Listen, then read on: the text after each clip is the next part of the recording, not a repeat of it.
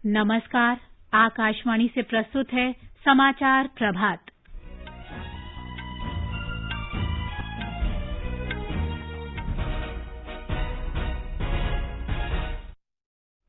प्रधानमंत्री नरेंद्र मोदी आज शाम बैंकों और गैर बैंकिंग वित्तीय कंपनियों के प्रतिनिधियों के साथ भविष्य की आर्थिक रूपरेखा और कार्ययोजना पर चर्चा करेंगे। 5 रफाल लड़ाकू विमानों की पहली खेप आज अंबाला वायुसेना केंद्र पहुंचेगी। देश में लगातार दूसरे दिन 5 लाख से अधिक कोविड नमूनों की जांच। वाणिज्य मंत्रालय ने एक निश्चित सीमा में व्यक्तिगत सुरक्षा उपकरण और मास्क निर्यात की मंजूरी दी। पश्चिम बंगाल सरकार ने लॉकडाउन 31 अगस्त तक बढ़ाया और आज अंतर्राष्ट्रीय बाघ दिवस मनाया जा रहा है।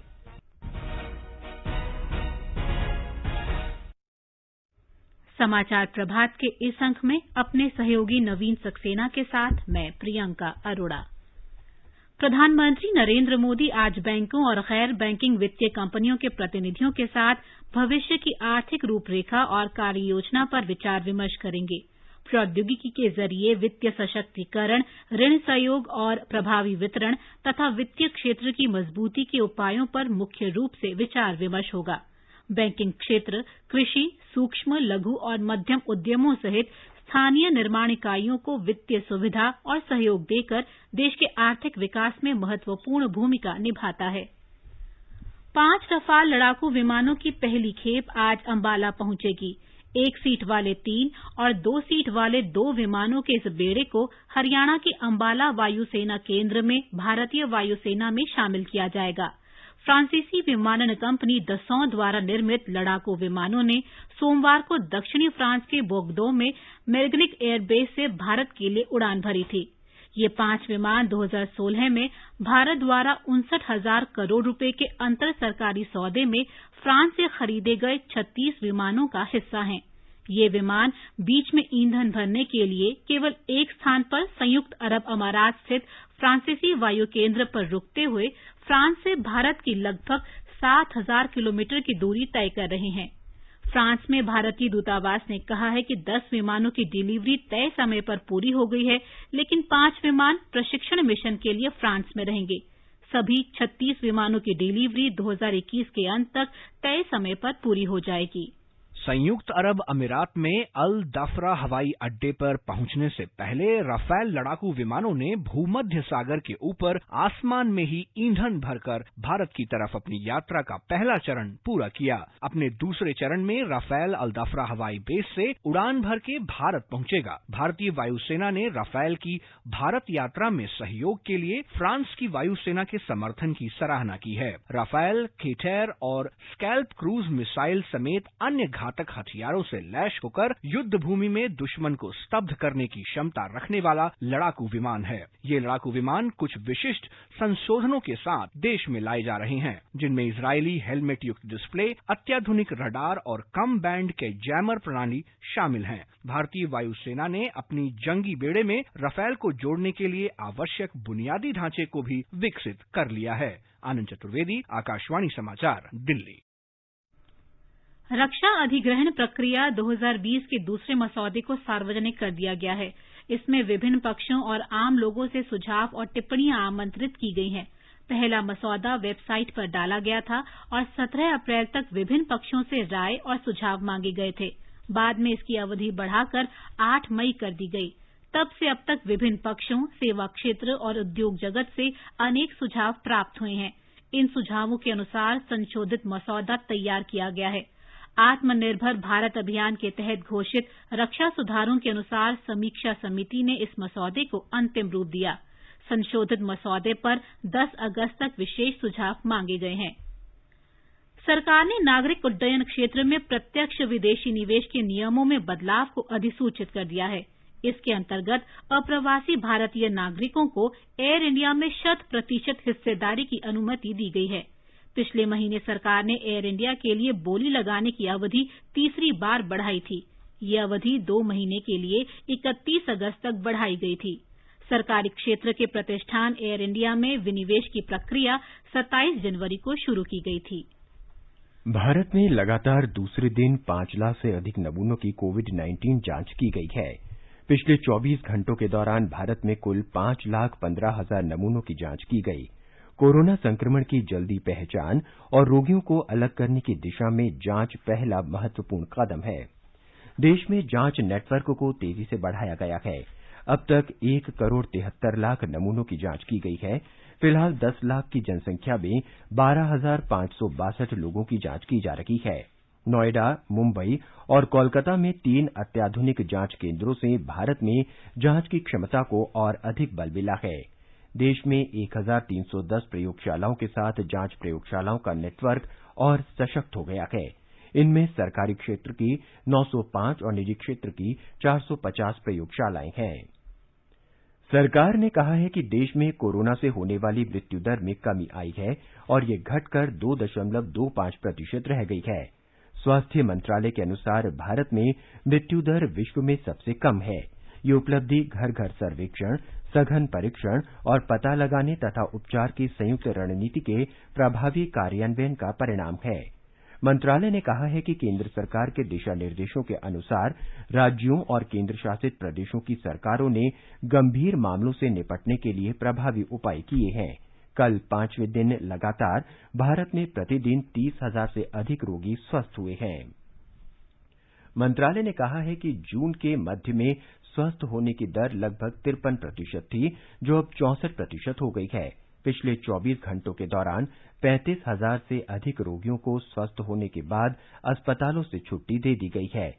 स्वस्थ होने वालों की कुल संख्या 9,52,000 पहुंच गई है।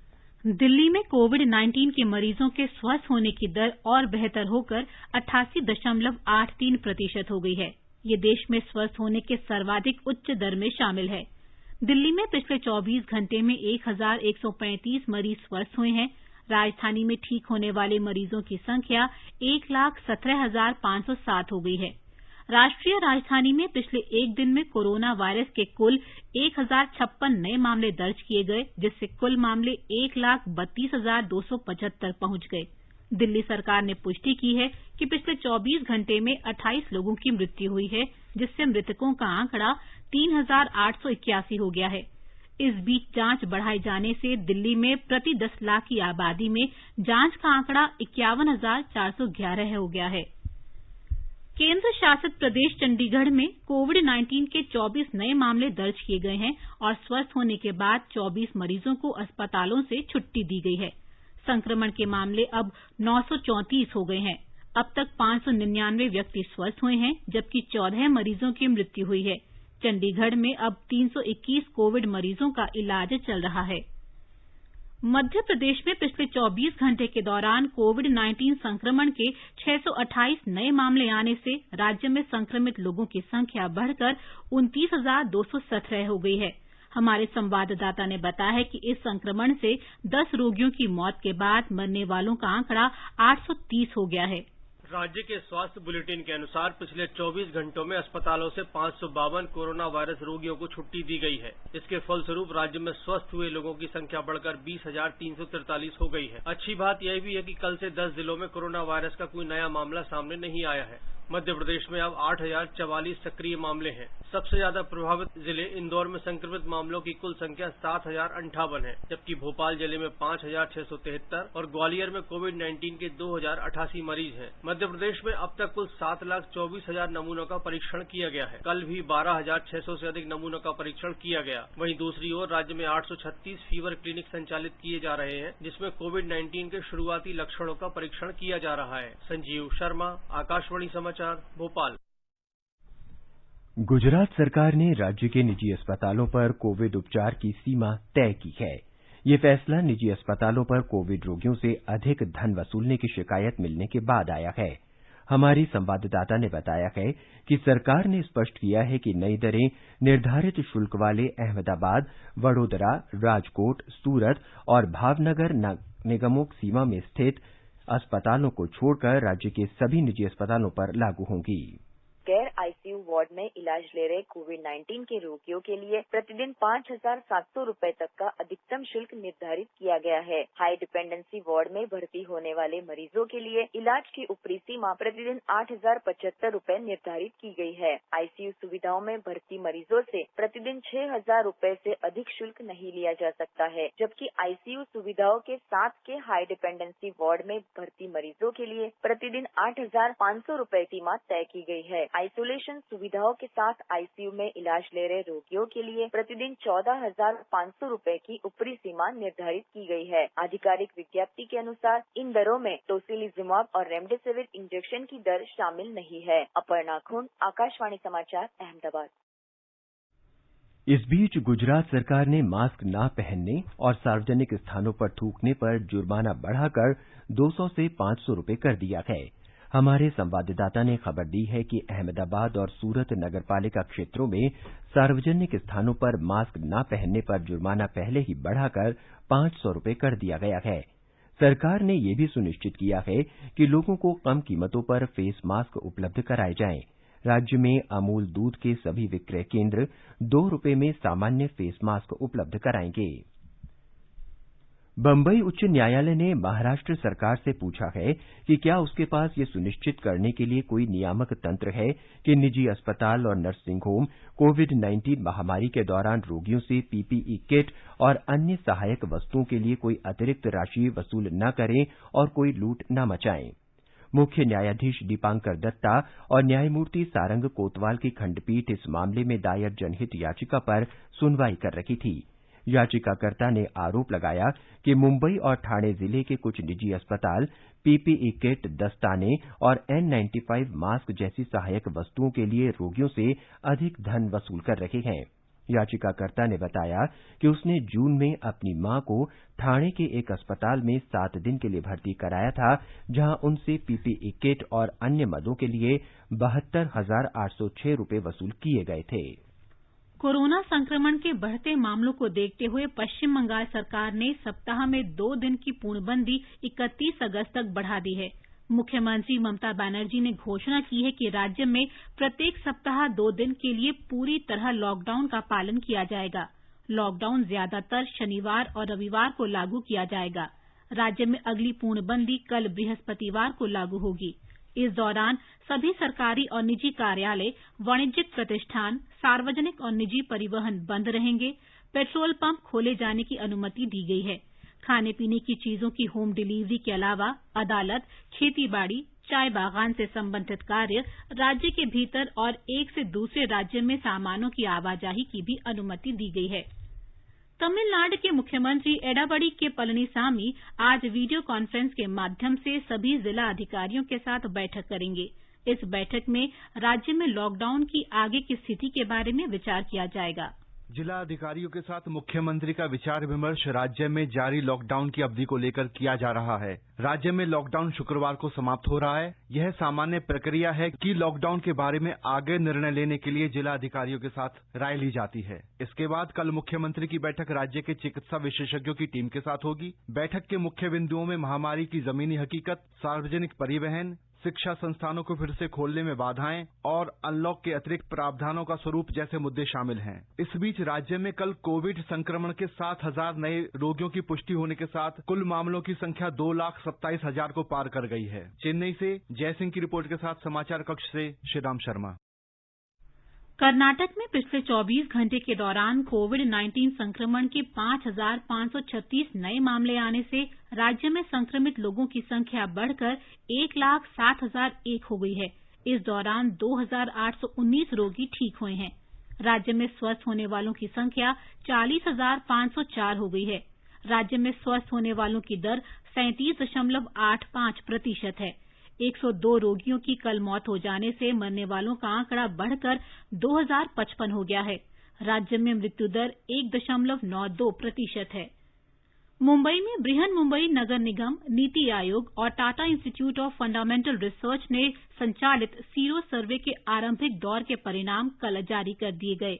परिणामों के अनुसार झुग्गी झोंपड़ी बस्तियों के 57% और आवासीय सोसाइटियों के 16% लोगों के कोरोना संक्रमित होने की आशंका है। हमारी संवाददाता ने बताया है कि जुलाई के पहले सप्ताह में चेंबूर, उत्तरी वडाला और उत्तरी दहिसर क्षेत्रों में सीरो सर्वे कराया गया था और 6,936 नमूने लिए गए थे। सर्वे से जुड़े अभ्यासकों ने बताया कि हो सकता है टॉयलेट, सरीखी, साझा जाने वाली सुविधाएं, घनी आबादी वाला इलाका और सोशल डिस्टेंसिंग का पालन न होने की वजह से झुग्गी झोपड़ी इलाकों में निवासी इलाकों के मुकाबले 3.5 गुना केस ज्यादा आए। कुल मिलाकर सर्वे में 40% लोग कोरोना से संक्रमित पाए गए। साथ ही यह भी पता लगा कि पुरुषों के मुकाबले महिलाएं अधिक संक्रमित हुई है। झुग्गियों वाले इलाकों में अधिक लोगों में संक्रमण के बावजूद सर्वे में पाया गया कि ज्यादा लोगों की इस महामारी में जान नहीं गई है। निवेदिता, आकाशवाणी समाचार, मुंबई। ये समाचार आकाशवाणी से प्रसारित किए जा रहे हैं। खुजली झटपट दूर करे, जालिम लोशन, वही नाम वही काम, कुछ भी नहीं बदला। चर्म रोगों का दुश्मन जालिम लोशन। समाचार प्रभात में आपका फिर स्वागत है। आगे बढ़ने से पहले एक नजर फिर से मुख्य समाचारों पर। प्रधानमंत्री नरेंद्र मोदी आज शाम बैंकों और गैर बैंकिंग वित्तीय कंपनियों के प्रतिनिधियों के साथ भविष्य की आर्थिक रूपरेखा और कार्य योजना पर चर्चा करेंगे।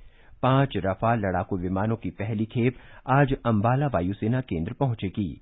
देश में लगातार दूसरे दिन 5 लाख से अधिक कोविड नमूनों की जांच। वाणिज्य मंत्रालय ने एक निश्चित सीमा में व्यक्तिगत सुरक्षा उपकरण और मास्क निर्यात की मंजूरी दी। पश्चिम बंगाल सरकार ने लॉकडाउन 31 अगस्त तक बढ़ाया और आज अंतर्राष्ट्रीय बाघ दिवस मनाया जा रहा है। वाणिज्य मंत्रालय ने व्यक्तिगत सुरक्षा उपकरण पीपीई और मास्क की निर्यात नीति में संशोधन किया है। नई नीति के अंतर्गत 2 और 3 परत वाले सर्जिकल मास्क और चश्मे अब कुछ निश्चित सीमाओं के साथ निर्यात किए जा सकेंगे। विदेश व्यापार महानिदेशालय ने 2 और 3 परत वाले सर्जिकल मास्क के लिए 4 करोड़ का मासिक निर्यात कोटा तय किया है। अस्पतालों में इस्तेमाल होने वाले चश्मों की मासिक निर्यात सीमा 20 लाख की होगी। सरकार ने देश से फेस शील्ड के निर्यात पर पाबंदी भी हटा ली है। अखिल भारतीय आयुर्विज्ञान संस्थान एम्स दिल्ली में आज नेशनल क्लिनिकल ग्रैंड राउंड का दूसरा सत्र शुरू होगा। इस प्रश्नोत्तर सत्र की अध्यक्षता एम्स के निदेशक डॉक्टर रणदीप गुलेरिया करेंगे, जिसका उद्देश्य कोविड-19 से जुड़े मामलों पर महत्वपूर्ण चर्चा करना है। इस सत्र में अग्रणी स्वास्थ्य संस्थानों के वरिष्ठ चिकित्सक कोविड-19 के गंभीर मामलों में एंटीवायरल और एंटी-IL-6 दवाओं के इस्तेमाल पर चर्चा करेंगे। हमारे संवाददाता ने बताया है कि इस ऑनलाइन सत्र में देश और विदेश के विभिन्न मेडिकल कॉलेजों और अस्पतालों के डॉक्टर भाग ले रहे हैं। अखिल भारतीय आयुर्विज्ञान संस्थान एम्स कोविड-19 रोगियों के प्रबंधन, दिशा निर्देश, नीतियों और अनुसंधान विकास के काम में व्यापक रूप से शामिल है। इस संस्थान ने गंभीर बीमारी की 5000 से अधिक रोगियों का प्रबंधन किया है। अपने अनुभवों को साझा करने और कोविड-19 से संबंधित आम मुद्दों के प्रबंधन पर चर्चा शुरू करने के प्रयास से एम्स ने नीति आयोग और स्वास्थ्य मंत्रालय के साथ मिलकर नेशनल क्लिनिकल ग्रैंड राउंड की शुरुआत की है। इस कार्यक्रम के तहत कोविड-19 मामले में शामिल चिकित्सक क्लिनिकल मामलों पर अपनी प्रस्तुति देते हैं। प्रबंधन के लिए आने वाली चुनौतियों पर देश और विदेश के प्रतिष्ठित विशेषज्ञों द्वारा चर्चा की जाती है। चिकित्सक प्रश्नोत्तर सत्र में रोगी प्रबंधन से जुड़े प्रश्न भी पूछ सकते हैं। दीपेंद्र कुमार, आकाशवाणी समाचार, दिल्ली। आवास और शहरी मामलों के मंत्री हरदीप सिंह पुरी ने कहा है कि प्रधानमंत्री उदय योजना कोविड महामारी संकट के दौरान भी काफी सफल रही है। उन्होंने ट्वीट कर कहा कि लॉकडाउन की चुनौतियों के बावजूद इस योजना में प्रगति हो रही है। उन्होंने कहा कि 2,83,258 लोगों के पंजीकरण का काम पूरा हो चुका है, जिससे दिल्ली के करीब 15 लाख निवासियों को लाभ पहुंचेगा। उन्होंने कहा कि 997 लोगों को मालिकाना हक के दस्तावेज उपलब्ध करा दिए गए हैं। प्रधानमंत्री दिल्ली अवैध कॉलोनी आवास अधिकार योजना पिछले वर्ष शुरू की गई थी, जिसका उद्देश्य दिल्ली के 1703 अवैध कॉलोनियों में रह रहे 40 लाख से अधिक लोगों को मालिकाना हक देना था। राष्ट्रीय अन्वेषण अभिकरण NIA ने भीमा कोरेगांव मामले में दिल्ली विश्वविद्यालय के एसोसिएट प्रोफेसर को गिरफ्तार किया है। उन्हें आज मुंबई में विशेष न्यायालय के समक्ष पेश किया जाएगा। आरोपी हनी बाबू मुसलियार विट्ठल थियाली की पहचान उत्तर प्रदेश के गौतम बुद्ध नगर निवासी के रूप में की गई है। एनआईए ने सोने की तस्करी मामले में केरल के मुख्यमंत्री के पूर्व सचिव एम शिवशंकर से कल दूसरे दिन अपने कोच्चि कार्यालय में पूछताछ की। सुबह शुरू हुई पूछताछ करीब 10.5 घंटे तक चली। राजनयिक सामान सोना तस्करी मामले के कुछ आरोपियों के साथ उनके कथित संबंधों को लेकर उनसे पूछताछ की जा रही है। राजस्थान सरकार ने राज्य विधानसभा का सत्र बुलाने के लिए तीसरी बार राज्यपाल कलराज मिश्र को प्रस्ताव भेजा है। इस प्रस्ताव में सरकार ने राज्यपाल द्वारा पूछे गए 3 बिंदुओं का भी जवाब दिया है। हालांकि सरकार ने फिर से सत्र बुलाने के लिए 31 जुलाई की तारीख प्रस्तावित की है। इस बीच भाजपा विधायक मदन दिलावर ने राजस्थान उच्च न्यायालय में बसपा के 6 विधायकों के कांग्रेस में विलय को चुनौती दी है। इस बार श्री दिलावर ने विधानसभा अध्यक्ष सीपी जोशी के फैसले को चुनौती दी है, जिन्होंने इस विलय से संबंधित उनकी याचिका को खारिज कर दिया था। उत्तर प्रदेश के अयोध्या में राम मंदिर निर्माण के लिए भूमि पूजन में अभी 1 सप्ताह है। प्रधानमंत्री नरेंद्र मोदी 5 अगस्त को भूमि पूजन समारोह में भाग लेंगे। प्राचीन नगर अयोध्या में ऐतिहासिक समारोह की तैयारियां जोरों पर हैं। हमारे संवाददाता ने बताया कि राज्य के अन्य हिस्सों में भी कई कार्यक्रम आयोजित किए जा रहे हैं।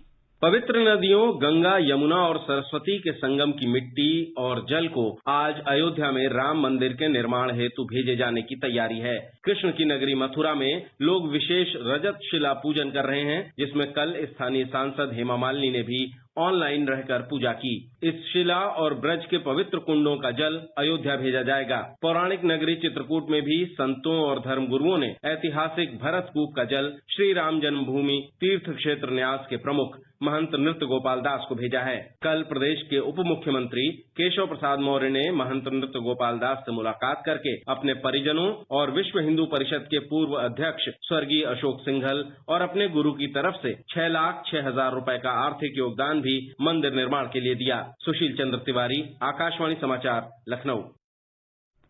उत्तराखंड शिक्षा बोर्ड के 10वीं और 12वीं कक्षा का परीक्षा परिणाम आज दिन में 11 बजे घोषित किया जाएगा। कोविड-19 से लॉकडाउन के कारण ये परीक्षा इस वर्ष 2 चरणों में आयोजित की गई थी, जिसमें 2.5 लाख विद्यार्थियों ने भाग लिया। उत्तराखंड में भारी बारिश के बाद बारिश से जुड़ी घटनाओं में 2 लोगों की मौत हो गई। चमोली, पिथौरागढ़ और बागेश्वर जिलों के दूर दराज के इलाकों में सामान्य जनजीवन अस्त व्यस्त हो गया है। भारी बारिश के कारण कई संपर्क मार्ग अवरुद्ध हो गए हैं।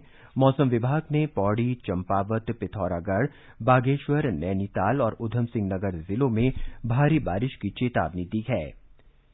बिहार में बाढ़ की स्थिति और गंभीर हो गई है। नेपाल के जलग्रहण क्षेत्रों में भारी वर्षा के बाद स्थिति बिगड़ी है।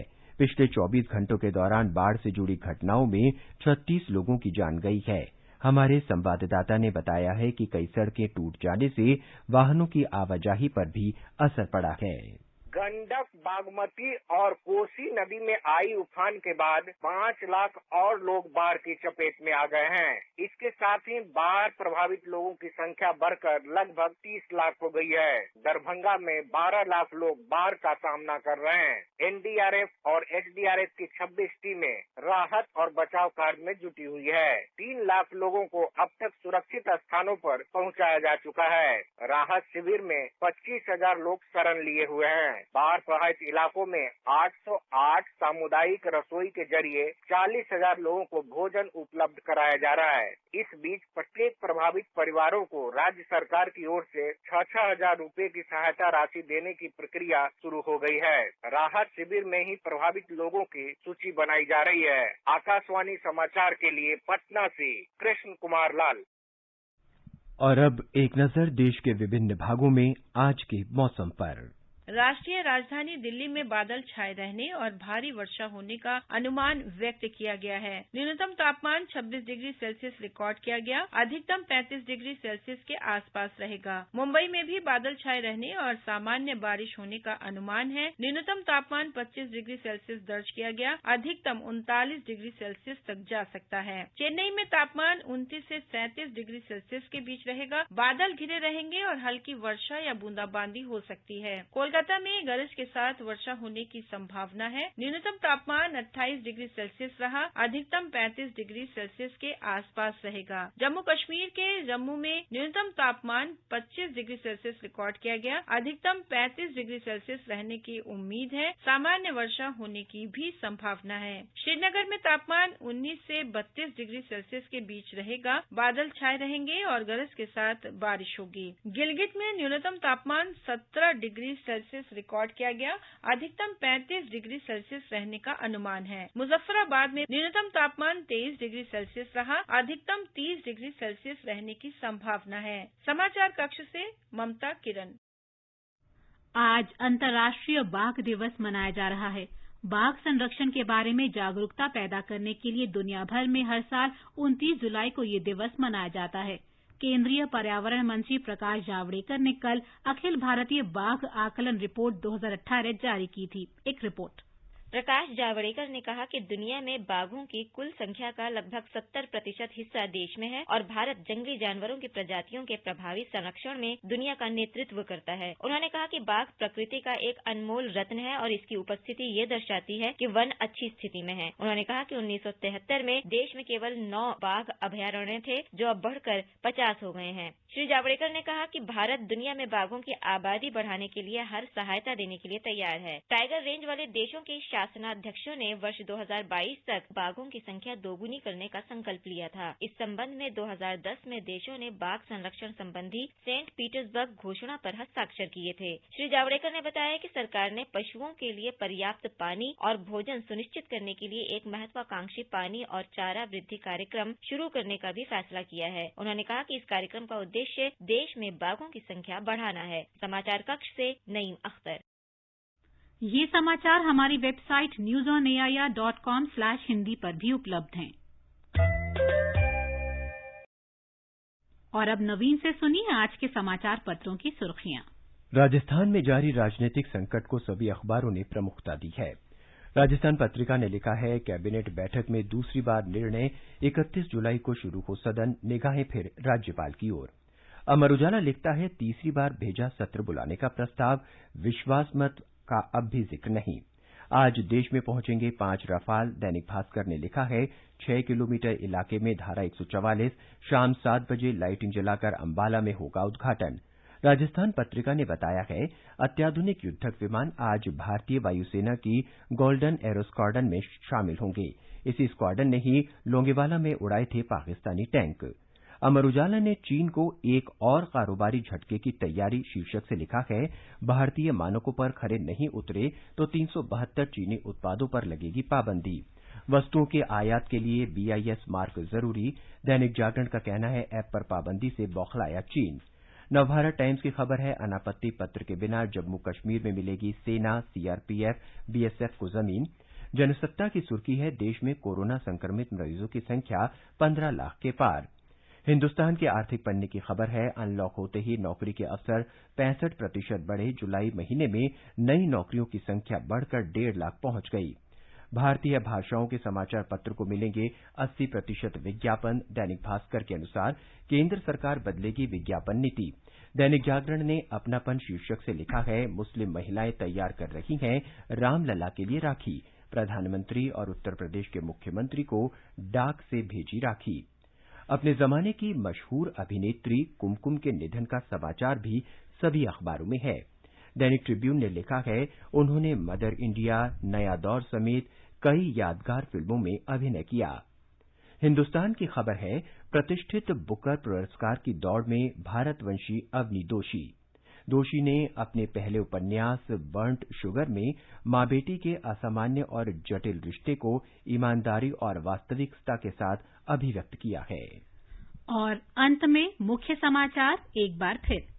प्रधानमंत्री नरेंद्र मोदी आज शाम बैंकों और गैर बैंकिंग वित्तीय कंपनियों के प्रतिनिधियों के साथ भविष्य की आर्थिक रूपरेखा और कार्य योजना पर चर्चा करेंगे। 5 रफाल लड़ाकू विमानों की पहली खेप आज अंबाला वायुसेना केंद्र पहुंचेगी। देश में लगातार दूसरे दिन 5 लाख से अधिक कोविड नमूनों की जांच। वाणिज्य मंत्रालय ने एक निश्चित सीमा में व्यक्तिगत सुरक्षा उपकरण और मास्क निर्यात की मंजूरी दी। पश्चिम बंगाल सरकार ने लॉकडाउन 31 अगस्त तक बढ़ाया और आज अंतर्राष्ट्रीय बाघ दिवस मनाया जा रहा है। इसके साथ ही समाचार प्रभात का ये अंक समाप्त हुआ। नमस्कार।